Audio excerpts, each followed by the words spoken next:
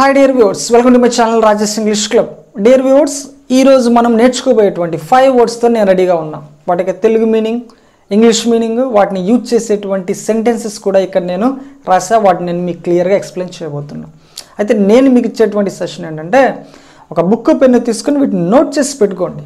ఖచ్చితంగా ఫర్దర్గా మీ ఎగ్జామ్స్ కావచ్చు, కాంపిటేటివ్ ఫీల్డ్ కావచ్చు, మీకు ఇంగ్లీష్ సంబంధించి చాలా బాగా యూజ్ అవుతాయి ఇవి. ఓకేనా? మరి ఇంకెందుకు ఆలస్యం, ఈరోజు క్లాస్లోకి వెళ్ళిపోతాం. మరి ఈరోజు మనం నేర్చుకోబోయేటువంటి first word pat. P A T, pat. Pat అంటే తట్టడం. అభినందన పూర్వకంగా అలా అలా తట్టుతూ ఉంటారు కదా. మీరు ఏదైనా సాధించినా, ఏదైతే చేయలేదని అనుకుంటారో, మీరు అటువంటి అచీవ్మెంట్ సాధిస్తే పెద్దవాళ్ళు మన వీపు మీద అలా అలా తట్టుతూ ఉంటారు కదా, దాన్ని మనము ప్యాట్ అంటాం. To touch someone at something, ఎవరినైనా దేనినైనా రిపీటెడ్గా అలా జెంటిల్గా మనము తడుతూ ఉంటాం కదా, దాన్ని మనము ప్యాట్ అంటాం. ఎగ్జాంపుల్ సెంటెన్సెస్ చూద్దాం. He patted him on his shoulders. So అతని షోల్డర్స్ పైన అలా అలా తట్టాడు. Okay. Second example, I bent down. నేను వంగాను. To pat the little puppy, ఆ చిన్న పప్పీకి అలా అలా జెంటిల్గా ప్యాట్ చేయడం కోసం, అలా తట్టడం కోసం నేను కిందికి వంగాను అనేటువంటిది దీని యొక్క meaning. Next second word gloomy. It is an adjective. ఇది ఒక అడ్జెక్టివ్ అండి. ఏంటి దీని మీనింగ్ అంటే దిగులుగా ఉండడం. అయితే ఇక్కడ దీన్ని 2 వేరియస్ సిచ్యువేషన్స్లో యూజ్ చేయొచ్చండి మనం. If a person is gloomy, ఒక వ్యక్తి కనుక గ్లూమీగా ఉన్నాడంటే హీఈస్ అన్హ్యాపీ, అతడు సాడ్గా ఉన్నట్టు లెక్క, బాధపడుతున్నాడని అర్థం. If a place is gloomy, ఏదైనా ఒక ప్లేస్ గ్లూమీగా ఉందంటే దాని అర్థము ఇట్ ఈస్ ఆల్మోస్ట్ డార్క్, అది చీకటి పడింది. సో అక్కడంతా కూడా చీకటిగా ఉంది అనేటువంటి దాని యొక్క ఉద్దేశం. సో ఈ 2 సిచ్యువేషన్స్లో మనము యూజ్ చేయొచ్చు. ఎగ్జాంపుల్స్ కూడా ఈ 2 సిచ్యువేషన్లో తీసుకున్నాను. చూడండి. అ గ్లూమీ పర్సన్ అంటే ఏంటంటే దిగులుగా బాధపడుతున్నటువంటి వ్యక్తి అని ఇక్కడ మీనింగ్. నెక్స్ట్ సెకండ్ ఎగ్జాంపుల్, అ గ్లూమీ కారిడార్ అంటే ఆ కారిడార్ అంతా కూడా చీకటిగా ఉంది అని దీని ఉద్దేశం. సో ఈ 2 సిచ్యువేషన్స్లో గ్లూమీని మనం యూజ్ చేయొచ్చు. ఓకే. నెక్స్ట్ థర్డ్ వర్డ్ చూద్దాం. రేడియంట్. ఏంటండి? రేడియంట్.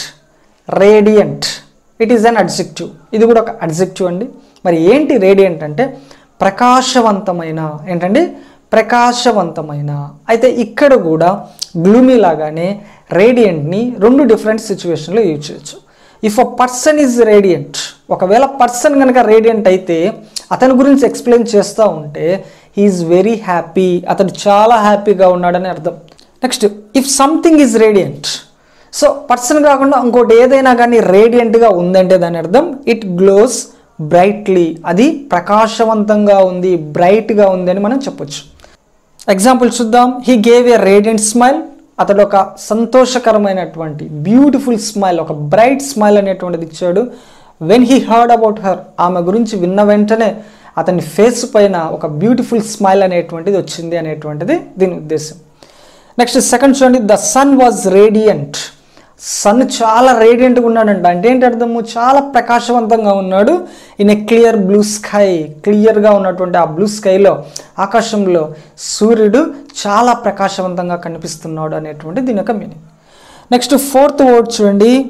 Like wise. ఏంటండి? Likewise. ఇది ఒక అడ్వర్బ్ అండి. అంటే ఇది వర్బ్ని మాడిఫై చేస్తుంది. దీని మీనింగ్ ఏంటంటే అదే విధంగా. ఏంటండి? అదే విధంగా. ఇన్ ద సేమ్ వే, అదే విధంగా అనేటువంటి మీనింగ్లో యూజ్ చేస్తాం. ఎగ్జాంపుల్స్ చూడండి. Watch him and do like wise.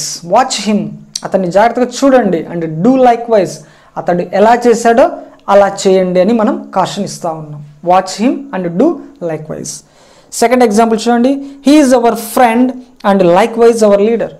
అతను మా ఫ్రెండ్, అదేవిధంగా మా లీడర్ కూడా అతను అనేటువంటి విషయం చెప్తున్నాం. సో లైక్ వైజ్ అంటే అదే విధంగా, it is an adverb. Next fifth word చూద్దాం. Namesake. ఇది ఒక నౌన్ అండి. ఏంటంటే ఒకే పేరు కలిగి ఉండడం. సో కొంతమందికి ఒకే పేరు ఉంటుంది కదా, సో దాన్ని మనము నేమ్ సేక్ అని చెప్తాం.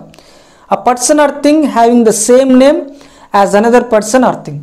సో ఒక పర్సన్ కావచ్చు, ఒక థింగ్ కావచ్చు, సేమ్ నేమ్ కలిగి ఉండడం. సో పక్కన వాళ్ళకి కానీ ఇంకొకళ్ళకి కానీ ఉన్నటువంటి పేరునే ఆ పర్సన్ లేదా థింగ్ కలిగి ఉంటే, అంటే ఒకే పేరును కలిగి ఉంటే దాన్ని మనం నేమ్ సేక్ అంటాం. సో ఎగ్జాంపుల్స్ చూద్దాం. She is my name sake, ఆమె నా పేరును పెట్టుకుని ఉంది. బట్ వీఆర్ నాట్ రిలేటెడ్, అయితే మాకు ఎట్లాంటి రిలేషన్ అయితే లేదు అనేటువంటి విషయం చెప్తున్నాం. Next second example, his grand son is his name sake. So అతని మనవడు అతని పేరునే పెట్టుకొని ఉన్నాడు అనేటువంటి దాని మీనింగ్. సో నేమ్ సేక్ అంటే హ్యావింగ్ ద సేమ్ నేమ్, ఒకే పేరును కలిగి ఉండడం. ఓకే, సో ఇదండి ఈరోజు మనం నేర్చుకున్నటువంటి 5 వర్డ్స్. సో మరొక క్లాస్లో కలుసుకుందాం. Bye bye.